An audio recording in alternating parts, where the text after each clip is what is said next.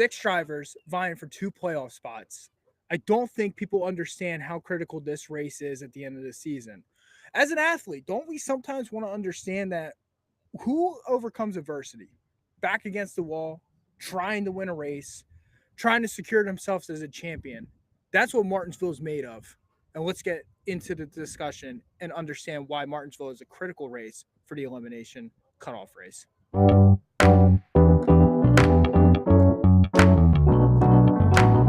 Powered by Riverside.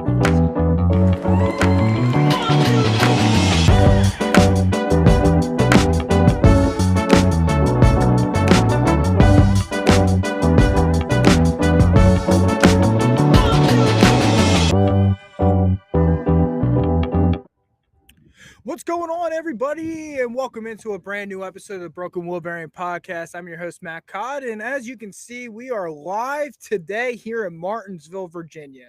Beautiful skies, absolutely incredible. Guys, if you can't see it in the background, we're on a weird angle on the hill if you've never been to the track. So it's a little difficult to understand what's going on behind me. But behind me is the track. And essentially, six drivers will be vying for two playoff spots, and only two drivers will be coming out of Martinsville with a chance to go win a championship. Guys, we are so excited. We've been broadcasting this episode for a long time. We are live streaming here at Martinsville, Virginia. Bear with us because obviously we're on mobile hotspots where hopefully everything works out in our favor. But thanks for joining us today. If you have anything, feel free to, if you're watching us live on YouTube, jump in our chat. We want to hear from you, especially if you're tailgating. Come on by, see us. We have a koozie giveaway, everything going on. Welcome in. We have Martinsville up on board with all of you today. Today's episode, again, since we did record on Tuesday, we are going to be recording today, so it's a little bit shorter of an episode. Today's agenda, loaded show on tap. We are going to be discussing about our fan interaction zone. We have some discussion of J-Ski sponsorship updates. I want to get to our fans before today's race in Martinsville. And then we're going to be talking a little bit about Martinsville. We're going to be talking a little bit about the Craftsman Truck Series. We're going to be talking a little bit about the Xfinity Series. But then we're also going to be talking about what does this race mean for the Cup Series playoffs. Again, we already have two drivers locked in. We got Joey Logano. We have Tyler Reddick. But who are going to be the other two drivers joining those guys in Phoenix, Arizona in a week from now? I'm super excited. It is a sad time. I'm not gonna lie. It's a sad time of the year.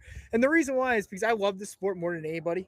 I love talking about really souped up cars, driving really fast. And we only have 2 weeks left of it. And I'm sorry, before we start today's episode, I'm sorry, you're gonna hear a lot of background noise. We have helicopters going, we have cars coming in, we got fans partying. If you're not in Martinsville, you should be, because this is where the place is supposed to be. I love it. So sit back, relax. Let's talk Martinsville as we get you guys geared up for the Xfinity 500. Kicking things off like we usually do, some show announcements. Again, folks, we are live on YouTube now. Follow us at the Broken Wheel Bearing Podcast. We are live streaming episodes on YouTube. Like today's episode, we would love to have you chat with us. Be more engaging with us. We love our fans. We love our followers. Follow us on Spotify or OG Source. Follow us on Amazon Music. And, of course, follow us on iHeartRadio. And finally, if you are a social media fiend like myself, even though I admit I'm not, I love social media. Follow us on Facebook at the Broken Wheel Bearing Podcast, and follow us on TikTok at the Broken Wheel Bearing Pod. I know. I hate that name is like that on TikTok, but unfortunately I had to make it sound pretty cool for the Gen Zers. Sorry, Gen Zers. I had to give you a slap. So, a couple show announcements again before we get you kicked off on today's episode here live at Martinsville. All right. Fan interaction zone this week. Well, folks, on Tuesday, that was the last time we discussed together, I asked the audience a Facebook question that we got amazing interactions with. We got amazing answers. So I'm excited to share your answers on air. Facebook question of the week from Tuesday's episode. Is Homestead, Miami NASCAR's best track? Again, we posted this Facebook page, not just on Facebook, but we posted it in multiple NASCAR Facebook groups. So we wanted to engage even a deeper audience. Well, let's kick things off like we usually do. Our boy Trioval Life, big supporter of the podcast, Trioval Life, he checked in with us and said it is arguably simply because Homestead is the best track because it comes down to Homestead, Bristol, and Kansas. Don't at me if you are going to whine about Bristol because it is a half-mile version of Homestead. I love Trioval's answer, and when I look at Bristol, and I totally agree with him on what Homestead really is, or what Bristol is, and it's similar to Homestead Miami. High banks, high speeds. The only difference is the distance. Homestead's a 1.5. Bristol's a half miler. I'm excited to get down there for a show on the road. Would love to get there as soon as possible. Our good friend Neil, he checked in on Facebook and said the options higher at Bristol has made it interesting, but Kansas and Homestead are the two tracks that are great for the current Cup car. Again, we're getting a lot of Bristol answers. Bristol is a great track. Homestead, another great track for this generational car. Mark from Racing Paradise, he checked in on our live stream. And again, if you're listening to us on live stream on YouTube, on the live stream podcast, feel free to chat with us. Mark from Racing Paradise, he commented on the live show last week. He said Homestead should be the championship race weekend, and that should be the championship race. Totally agree with what Mark said. I think Homestead is starting to show you that it should be the championship race. I love what it has become. And again, we saw that Homestead in 2025 will be raced in March. Now, with that being said, I think that they're gearing up for a possibility of them going into the 2026 championship race. I think that they want to renovate the track and make sure that every fan is heard and every fan is ready for an amazing championship race. So, Mark, I completely agree with you. Follow them on Racing Paradise on Facebook. Incredible podcast. Him and Jacob do a great job. Follow them. All right. So I told you guys we included this question in so many Facebook groups. And we're going to read some of these answers to some of our newer fans coming into the Broken Wheel Bearing podcast. First, Corey, he checked in with us about the Facebook question of the week through Race Fan Pit Central. Terry does a great job. Follow her on Facebook as well. Race Fan Central Pit Stop. Absolutely incredible page. Corey checked in through that app and he said, no, Homestead is not a good track. Now, our biggest supporters came from the NASCAR History Nextel to Now. So if you follow them on Facebook, your answer is probably going to be right on air. Let's dive into a couple of the answers from that page. Jacob Murray, he checked in. He said Homestead is a top 3 for sure. Chris Keith Dill, he said, in my opinion, Homestead is not even in the top 10 tracks. Dave Bonin, he said, nope, Martinsville is the best track, of course. And as you can see, we're here at Martinsville for a reason. Then we have Kevin Walker. He checked in on the Facebook page as well. He said, not the best, but one of the better ones. Completely agree with that on what Kevin said. Bill, he checked in on the Facebook page. He said, maybe they should have checked the spotter stand for bees before the race. That is hysterical. And that comment was one of my favorites. And I'm going to tell you why. As Lee Diffie, Jeff Burton, and Steve Letarte were talking in the booth, they come back from a commercial break. They start talking about all these bees in the stand. I'm so happy someone brought that up. Incredible answer. I had to share it with our fans. I had to. And then, of course, Jared checked in and he said, with this pile of shit car, it's Kansas, but Miami is a very close second. Dan closes out our fan interaction zone with a comment that says top 3 track for sure should be the championship race again. So I want to get to our last 2 answers in the fan interaction zone. Dan, he said top 3 should be the championship race again. Totally agree with you.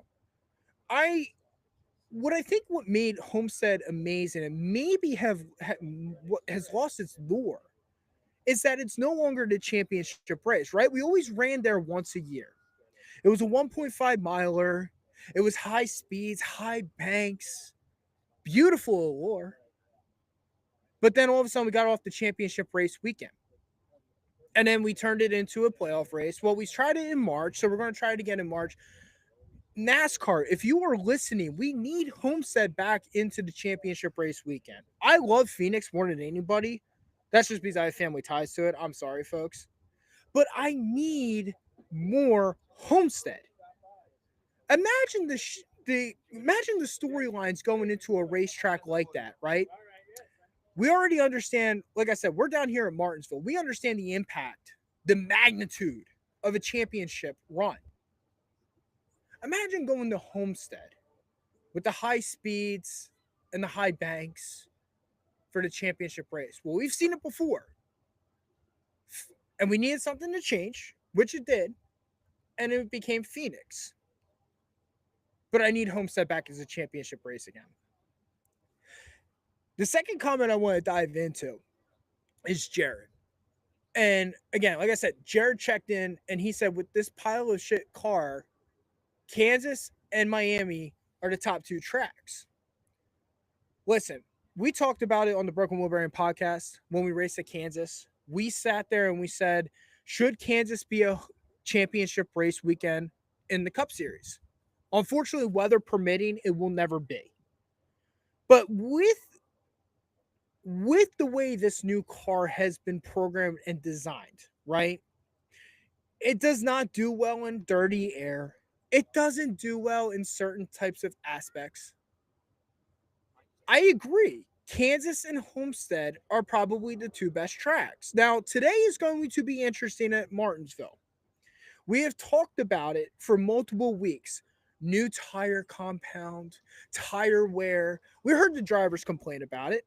And they said that NASCAR brought a new tire to the track. Now, will we see that in play? I don't know. We'll find out in a couple hours. But as of right now, before I see that new tire compound at Martinsville, yes, Kansas and Homestead right now are the two best tracks that NASCAR has with the car. It does, hands down. Thanks again for all the comments, likes, and conversation this past week on all the Facebook pages. This was a fun one. This was a fun question with all of you. Interesting to see where our fan base lines up with Homestead as a racetrack. Continue the dialogue with us here on the Broken Wheel Bearing Podcast on Facebook. Follow us on YouTube at the Broken Wheel Bearing Podcast. If you're listening to us on live stream, feel free to comment in our chats. Eventually in the show, we will be getting into a break where we'll read your chat responses on air. Of course, we love the interactions, but those are our two main sources of interaction: is Facebook at the Broken Wheel Bearing Podcast and YouTube at the Broken Wheel Bearing Podcast or live stream. So it's going to take our green and white checker flag out on stage one of today's episode. Excuse me. I continue saying tonight. As I'm staring at beautiful blue skies, leaves falling here in Martinsville, Virginia. Great tailgate, by the way. Great tailgate. So used to recording at night, so it's going to be an adjustment myself. So again, we'll take the green and white checker flag out on the fan interaction zone, and let's take the green flag out on fast headliners leading you into Martinsville. Wanted to get these out before today's race. Fast Headliners sponsorship updates, all courtesy of jski.com. Follow them on Facebook, X, or by web at www.jski.com. Update number 1. Could there be a Days of Thunder sequel? Oh boy, this one got me excited. Tom Cruise is looking to make a sequel to another of his action classics, and it's not one that you expect. The actor is in talks right now with Paramount about a follow-up on his 1990 NASCAR racing film, Days of Thunder. So let me jump into this real quick, and then we'll rip off the headliners with all of you. Days of Thunder is absolutely one of the most beautiful romantic NASCAR movies of all time. Nicole Kidman, yes, you can get it. Absolutely in that film. Love it. Love it. But the film itself, right? The making of the film, Rick Hendrick and being in dialogue with Tom Cruise. Yes, I want to see a modern movie of Days of Thunder. And I think as NASCAR fans, this would be a good opportunity to showcase our beautiful sport to the people in the audience. I understand that some people get upset and they're like, well, we don't want the new crowd, the hip crowd, and all that type of stuff. Listen, unfortunately, Gen Z and all these younger people are coming up. Why not showcase an amazing analytical sport like NASCAR? And I think that this is the way to do it. Tom Cruise had an incredible opportunity with Top Gun Maverick. We all saw that, and we loved what it turned out to be. I think he'll do a great job in a sequel to Days of Thunder. So that's headliner number one. Headliner number two, if you're following this Kurt Busch update, Kurt Busch has pled guilty to a criminal charge of driving while impaired. That was according to TMZ Sports. An Iredell County, North Carolina court official tells us the former NASCAR champion entered the plea on Wednesday. So this past Wednesday, 10:30. The officials say in exchange for the guilty plea, prosecutors agreed to drop the reckless driving and speeding charges he was facing in this case. The race car driver received a 60-day suspended jail sentence for 12 months. During that year-long time frame, the official said Busch will be on unsupervised probation. So I guess we kind of get an exit of the Kurt Busch DWI situation. Some thoughts on that. Real sad situation. I know Kurt Busch was a big, mentor coach to Bubba Wallace and Tyler Reddick at 23XI. I hate to see something like this. I really do, because I don't want to see it impact his career. I think Kurt Busch has made an amazing amount of steps and strides moving forward to be a better human being and trying to be a better mentor to a lot of these younger drivers. I hate to see something like this. Sponsorship update number 3, Michael McDowell making his 500th Cup start today at Martinsville. So absolutely incredible to see Michael McDowell's 500th start here at Martinsville. Sorry, let me move my head real quick so you can see the track. There it is, lower shoulder. There we go. Eric Jones, Scott Crowell, and Susan McKee are recognized as 2024 Comcast Community Champion of the Year finalists. Incredible news. I know Eric Jones and Scott Crowell are with Legacy Motor Club. I believe Susan McKee is as well. Good to see NASCAR. You know, we are a great sport. We have great people within the industry. Great to see us finally get some recognition in that aspect. Whitney Cummins is named honorary starter for the NASCAR Cup Series Championship race. So like we told you last week, Michael Phelps is going to be involved. And now we got Whitney Cummins, who's going to be involved in the championship race. Whitney Cummins is a comedian, actor, writer, producer, director, podcaster, and entrepreneur. And she'll be the honorary starter for the NASCAR Cup Series Championship race on Sunday, November 10th. Listen, I know NASCAR is evolving. I understand that NASCAR is changing to more of a hip kind of sport, but this is good. This is good for the eyes of the sport, right? We want younger people to get more involved with the sport, and why not do it by inviting some celebrities? So Whitney Cummins will be there, and Michael Phelps will be there as well. Update number 6, Whelen will continue the sponsorship with Jesse Love in 2025 and Richard Childress Racing. You guys all know how high I am on Jesse Love. So good to see Whelen is going to be back with sponsorship with Jesse Love in 2025. And finally, update number 7. This one was a little bit interesting. Lane Riggs will have shoulder surgery during the off season. So Truck Series rookie Lane Riggs will be having shoulder surgery during the off season. So, all right. Again, those are all sponsorship updates, fast headliners as we head into your Martinsville race preview, all courtesy of jski.com. Follow them on X, Facebook, or by web at www.jski.com.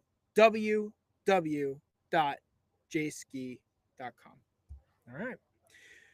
Green and white checkered flag on the sponsorship updates. And now we are going to take the green flag for all of you and all the fans leading you into Martinsville. That's right. 2 races left. We have a massive elimination race here in Southern Virginia, in Ridgeway, Virginia, by the way. Let's get you up to date on what happened this weekend in the lower level series and what to expect going into our championship 8, or the final round, or the final race of the round of 8 going into the championship 4 race. So winner so far this weekend from Martinsville, we had Christian Eckes. He ended up winning the Zip Buy Now Pay Later 200 on Friday. And then we had Eric Almirola, who ended up winning the National Debt Relief 250. Let's kick things off with let's talk about both races, right? Both races ended with massive drama in both of them, okay? Kick things off with the Truck Series race. Friday night, we saw a restart with 5 laps to go. Taylor Gray ended up getting around Christian Eckes on fresher tires. Then Christian Eckes ended up bumping Taylor Gray out of the way. On the next lap, Eckes got the bumper to the back of Ben Rhodes. Before that even happened, let's talk about what happened. Ben Rhodes got around Christian Eckes with fresher tires. But then Christian Eckes had a good run, put the front of the car to the bumper of Ben Rhodes, got Ben Rhodes out of the way, took the lead, won the race at 1.19 seconds over second place, and ended up locking himself into the championship 4.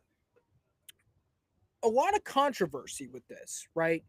We talk so much of what we saw with Austin Dillon back in Richmond. Folks, this situation is totally, completely different than what we saw with Austin Dillon. The overreaction from NASCAR radio, Pete Pistone, and everyone in the garage was an absolute joke. Absolute joke. Our fan base is so much smarter than some journalists going out there and saying, well, this isn't racing and all that type of stuff. Our fan base loves what we saw on Friday night. Yes, they got booed.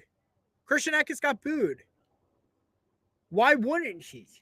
If you're not an Eckes fan, that's what happened. But to sit there, and I've seen journalists and I've seen people on the radio, excuse me, as a helicopter comes by, I've seen journalists and I've seen NASCAR people in the community that have credentials sit there and critique and criticize what Christian Eckes did. And I'm like, whoa, time out. What he did was no different than what Dale Earnhardt Sr. did to Terry Labonte at Bristol. What he did was no different than Denny Hamlin knocking Chase Elliott out of the way in 2017 at this place 7 years ago. No criticism for those drivers that did what they did, but now all of a sudden we have a truck driver because of what happened with Austin Dillon, which was a totally different circumstance. Christian Eckes' response at the end of the race, right? Because Eckes and Taylor Gray did have confrontation. Christian Eckes' response after the race was over was, first of all, he was hearing boos from the audience. The audience and the attendance was not happy. He was booing them, or they were booing him. Everyone's really not happy with me, Christian Eckes said, but I don't really care. I'm proud of everybody for working hard, and we're going to Phoenix. And that's the appropriate response. I understand that, I told you guys last week, our playoff system's perfect because it designs a system that mimics what professional sports in this country are. If you have talent, you have an opportunity to win a championship. We may criticize everybody that goes on the track on Fridays and Saturdays and Sundays. But let's call it as is. They're about 90 of the best drivers in the entire world. Sorry to shit talk you guys on the F1 side, but they are. NASCAR drivers are.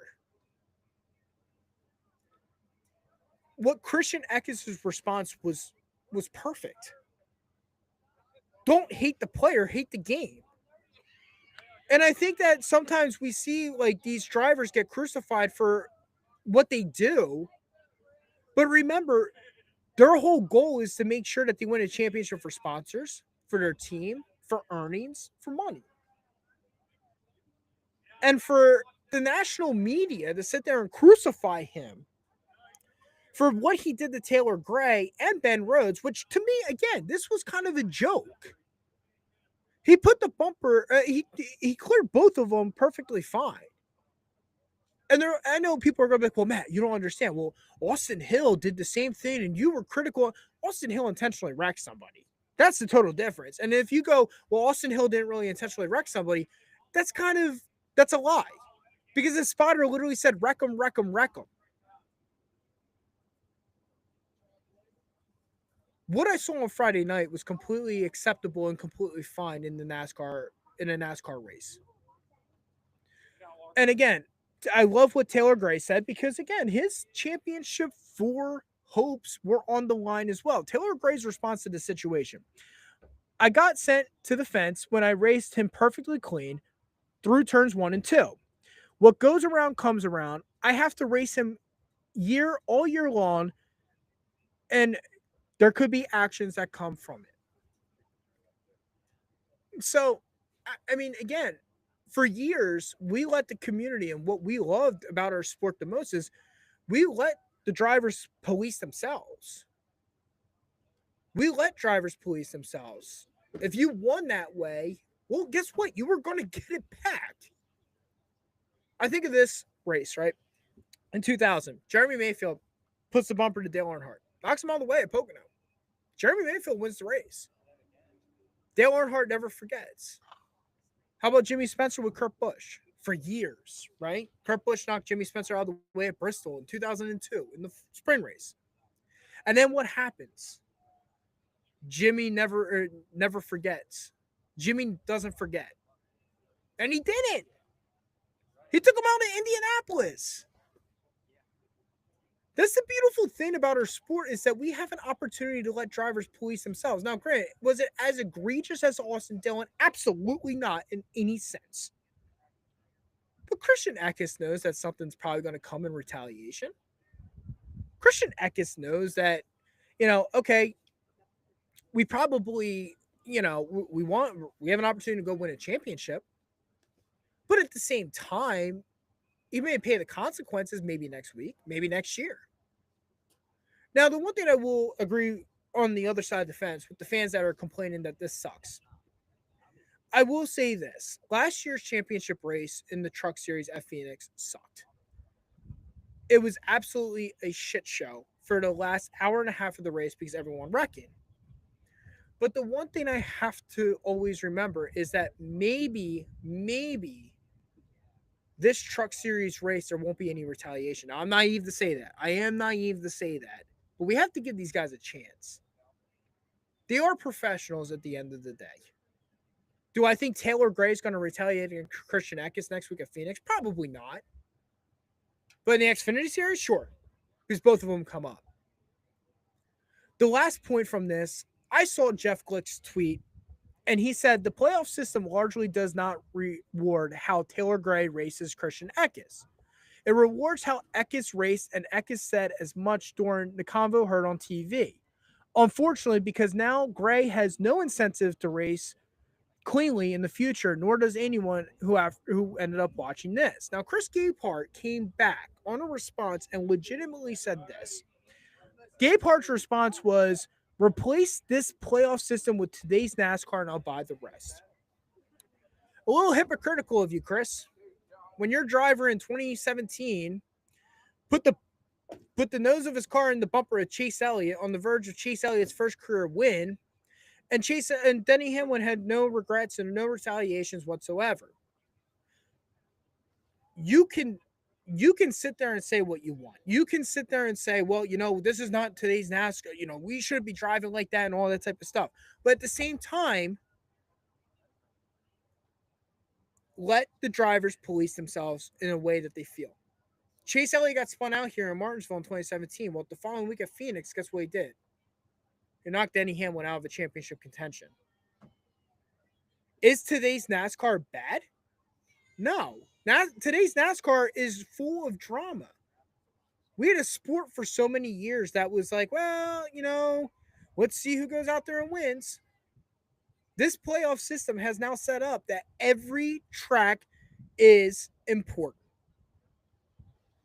And my question to the audience that goes, well, Christian Eckes didn't win the right way and all that type of stuff. Are you guys mad that Christian Eckes ended up taking the guys, bumping them out of the way? Or are you guys just mad about the current playoff system? Because I think people are mad about the current playoff system, and anything that happens in this current playoff system, I think it comes back to, well, that move sucks. You shouldn't be doing that, and yada, yada, yada. That's my question of today's episode to our audience. Were you actually mad at Christian Eckes, or are you just mad at the playoff system? And that makes you mad at Christian Eckes? Because I think it's the latter, not the former. Final note coming from out of the Truck Series. Grant Enfinger, Christian Eckes, Corey Hyman, Ty Majeski. Those are your final four entering Phoenix, Arizona for the Truck Series Championship 4. So that will be on Friday night this week. I'm super excited to watch it. A late green flag. Ooh, NASCAR after dark. I love it. So, okay, let's jump into the Xfinity Series. Eric Almirola, he ended up winning the Xfinity Series race yesterday. That 20 car, man, is just so good.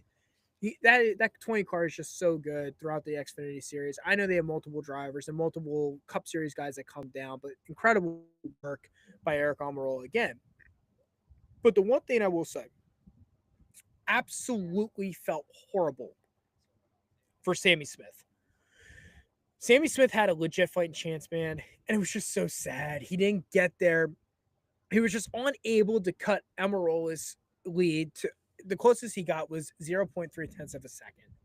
And then eventually, as I know that Rick Allen, Jeff Burton, Steve Letarte did a great job saying, well, he's almost there. And then it just kept fading. Eric Almirola, to me, guys, he did a fantastic job putting that car in positions that would not allow Sammy Smith to get to him. Even when it got close, Eric Almirola changed the lines. He made sure that Sammy Smith could only get to a certain distance, and then he took off. With Almirola winning and the playoff win, with Almirola winning, another non-playoff driver ended up winning a race. So your championship 4 now in the Xfinity Series is going to be Austin Hill, AJ Allmendinger, Justin Allgaier, and Cole Custer. Cole Custer and Allgaier ended up making it on points in both after yesterday's race in Martinsville. And Austin Hill won Homestead, AJ Allmendinger won Vegas. So those are your championship 4 in the Xfinity Series. But I will say this, one driver who was good all season that did not make it into the championship 4 was Chandler Smith. And I got to give my man Mark Schisler from Racing Paradise credit. I asked the Spotify poll question of the week. I said, which Xfinity driver will not make the championship 4? It was Cole Custer, Justin Allgaier, Chandler Smith. Mark said Chandler Smith.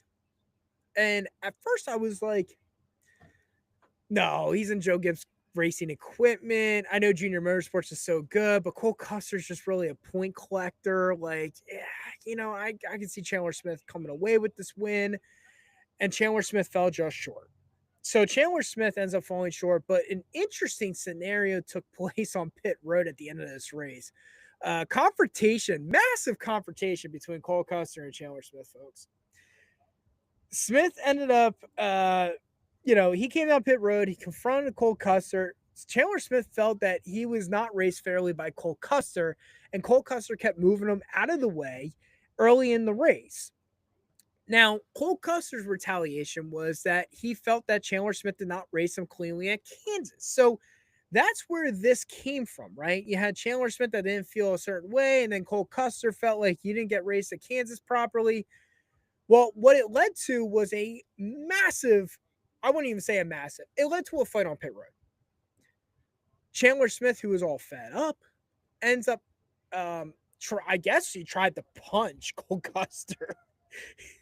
It was not a punch, folks. Absolutely not. It was basically I think my wife hits harder than that. I mean, for real. Court, if you're listening to, I love you, but you definitely hit harder than what Chandler Smith did to Cole Custer. It was bad, man. It was a slap. And I love what Cole Custer said. He's like, he tried to punch me, or I guess he did punch me, but it didn't feel like a punch. Chandler Smith clearly heated. I feel bad for the kid because, he came out last week and basically said he does not know if he has a ride in 2025 with Joe Gibbs Racing. So feel bad for him. Just came up short on the championship hopes. But I'm going to tell you one thing now, Chandler Smith. What you did by slapping Cole Custer was totally embarrassing to everybody that watched that race, dude. If you're going to punch someone, square him up in the face and try to draw blood. You slapped them. You slapped them like my ex-girlfriend slapped me in the past. But anyways, Eric Almirola ended up winning. Like I said, your championship 4 at the Xfinity Series are going to be Austin Hill, AJ Allmendinger, Justin Allgaier, and Cole Custer. That race is on Saturday night on the CW. Really excited. That's a really fun championship 4, right? I told you last week, super critical of Austin Hill. He gets it done off of a restrictor play. He goes to Homestead. He gets an opportunity, or he wins at Homestead, gets an opportunity to go win a championship race at Phoenix, his first time in the championship four. AJ Allmendinger, we know how great he is on road courses. And now he gets an opportunity with Colleague Racing to go win that race. Allgaier's been there for years, 38 years old. The time for me is coming for AJ Allmendinger, or Justin Allgaier, excuse me. I feel like Allgaier might be the heavy favorite because of all the stages that he's won and all that type of stuff.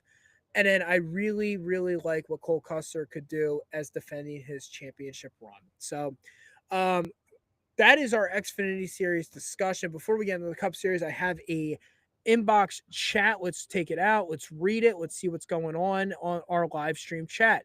Trioval Life, he checks in. We know he was going to. Chandler Smith didn't respect Custer enough as a man to hit him like one, so he slapped him like a bitch. I love it. Trioval, you're listening to me. Like I just said, Chandler Smith, you were totally embarrassing, bro. Like, you gotta square up and try to draw blood. And I was watching the race with my dad. I was down in North Carolina. Spending some time with my family. And my dad and I were watching the race, and my dad even said he's lucky that Cole Custer didn't turn on him. There's a reason why that nickname Stone Cold, Stone Cold, right? Stone Cold Custer. So I love the comment from Trioval Life. I totally agree with you on that, brother. Chandler Smith, you got to respect yourself a little bit better than what you did. So, all right. Let's get into our Cup Series, and I'm going to get you guys geared up for our Xfinity 500 discussion today and get you ready for the race. Like I said, we're live at Martinsville. Beautiful weather, great tailgates, great crowd here for the elimination race. So excited. Hopefully after the podcast, I get an opportunity to meet some of our fans in person. And again, if you're at the track right now, listening to us on live stream, come by Section D. We have some koozies to give away to our fans. Met some great guys this morning. Gave them some, so opportunities all over the place to meet us. That's why we like to do the show on the road. Did it at Daytona, had a great time. This might actually be my favorite one, right? Daytona, the magnitude of the race, but this one is just so exciting. And just listening to the fans talk, it's, there's nothing better than Martinsville in the fall. I think Trioval said that. And then real quick before we get in the Cup, Trioval Life, he just checked in. He said Allgaier is turning into the new Elliott Sadler. Always in good equipment with good teams and the championship hunt, but can't win one. So I agree with that statement as well. Hopefully this year is different for Justin Allgaier. But as Lee Diffie always says, and the great Lee Diffie, folks, he will be down here in Virginia. I love what he is a broadcaster. Lee Diffie's famous catchphrase, let's go into our Cup Series discussion. Today, folks, mayhem at Martinsville. You guys have been hearing me now throughout this episode basically talk about it. We got 6 drivers vying for 2 playoff spots. 2 drivers are locked in. Joey Logano, Tyler Reddick. They won Vegas. They won Homestead respectively. Now, we have opportunities for a couple other drivers to fight with them at Phoenix for the championship 4. Christopher Bell, William Byron, Kyle Larson, Denny Hamlin, Ryan Blaney, Chase Elliott. Those are our drivers that are not locked in. But I think what makes this race probably the most exciting and why I bought tickets for this race specifically, all 8 of the final 8 drivers can win at any time.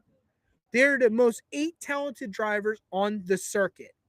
I know that Bowman ended up getting disqualified after the Roval, and Logano probably shouldn't be in there, and yada, yada, yada. I heard it all. But Joey Logano in the round of 8 and going into the championship 4 is always a threat no matter what. I told you guys, after Vegas, he straight up, 7 different teams punched air and threw their phones in the ocean. They were pissed. And what does he do? He ends up winning the race. Well, last week, right, we always talk about adversity. What makes sports great? Showing your grit, showing adversity. Tyler Reddick has absolutely had a horrendous playoff run. Won the regular season points championship. Terrible throughout all through the playoffs. Couldn't get out of his own. One top 10. But what does he do? I told you guys. He pulled a Michael Jordan. He ends up going out there, scoring the game-winning shot, and locks himself in the championship 4. But going back to what I said, why I bought tickets today. 6 drivers today enter the mayhem that's about ready to ensue in about 3 hours.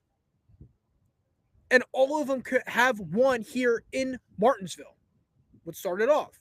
Christopher Bell, back against his wall in 2022. What does he do? Comes down here, ends up winning the race below the cut line, goes to the championship 4. William Byron ends up winning this race in 2022 and 2024 in the spring. Shorter race, a little bit different strategy, but William Byron got it done. Kyle Larson, terrible at Martinsville until he got into Hendrick Motorsports equipment.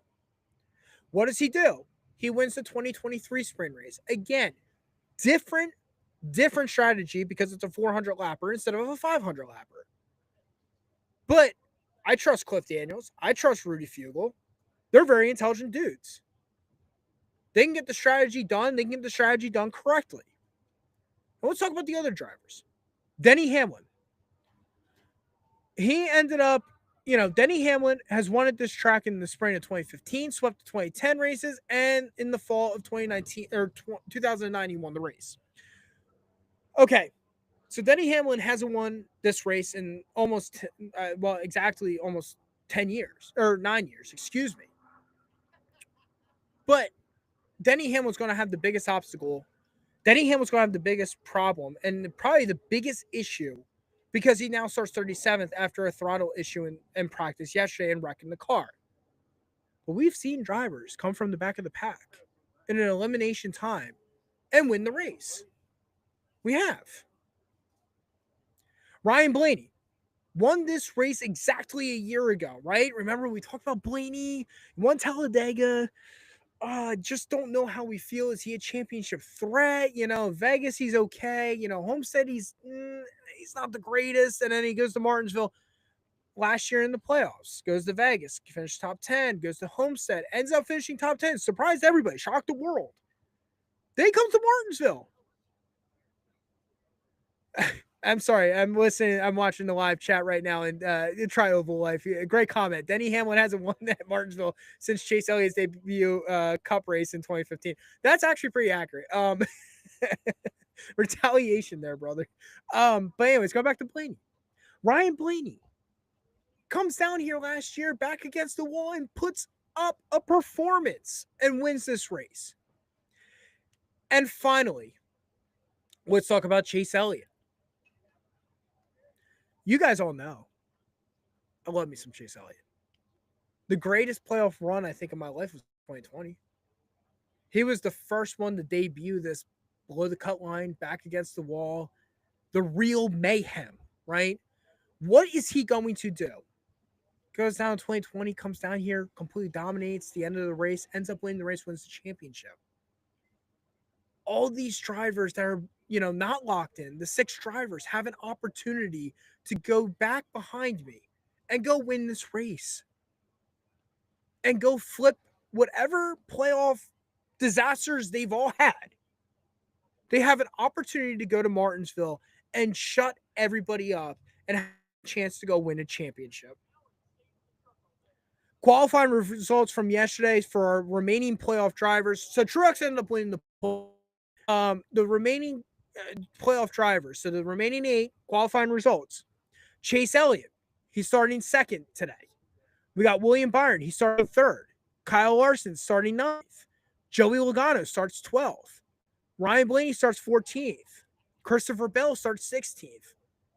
Reddick starts 31st, and Denny Hamlin starts 37th after a throttle issue on the track at practice, which ended up wrecking.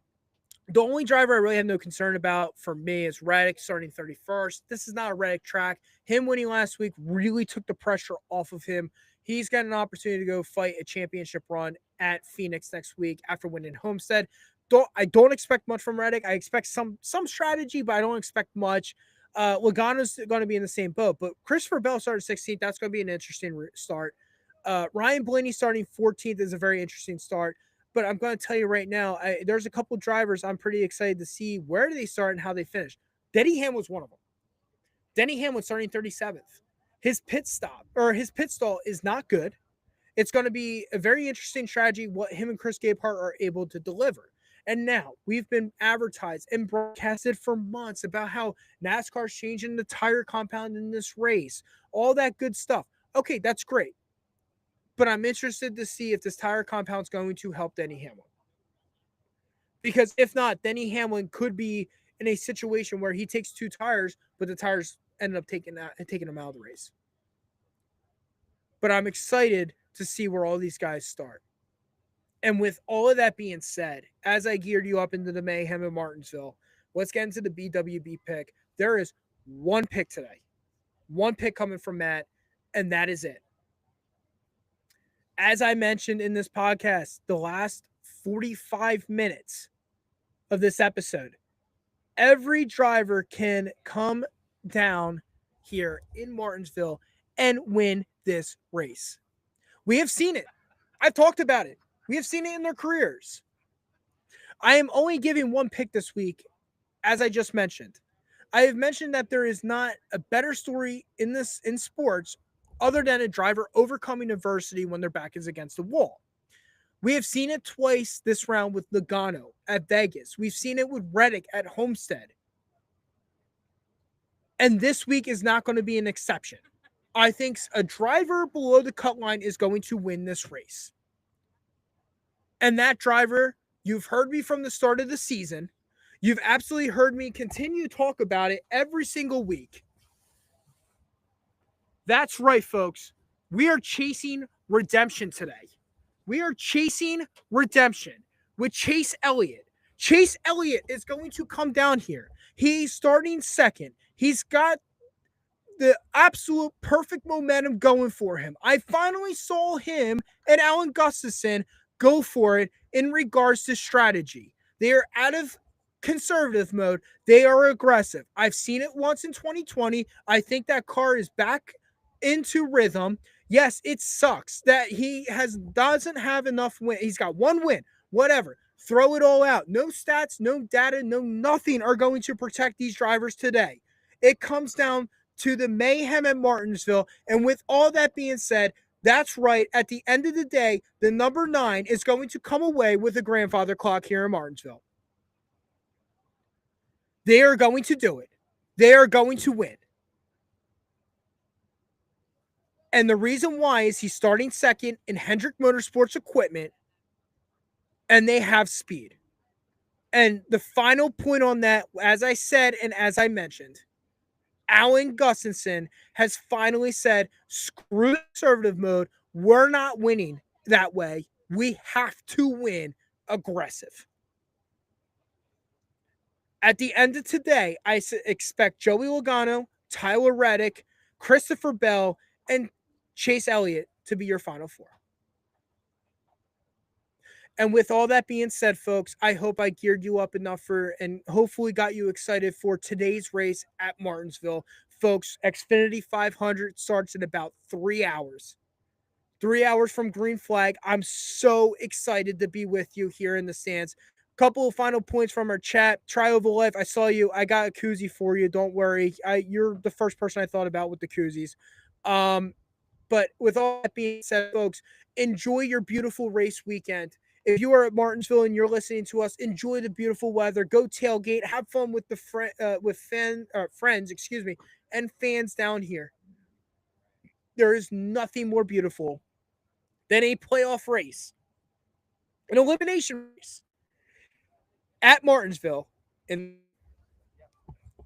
so with all that being said, folks, we will do Tuesday after we find out who our championship 4 is. Have a wonderful night. Have a wonderful day.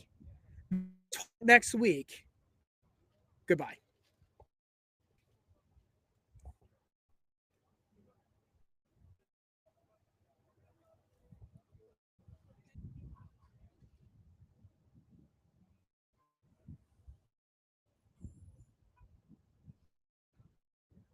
Will you tell Mr. Dennett that Ricky Bobby is my best friend? And it's shaking big time.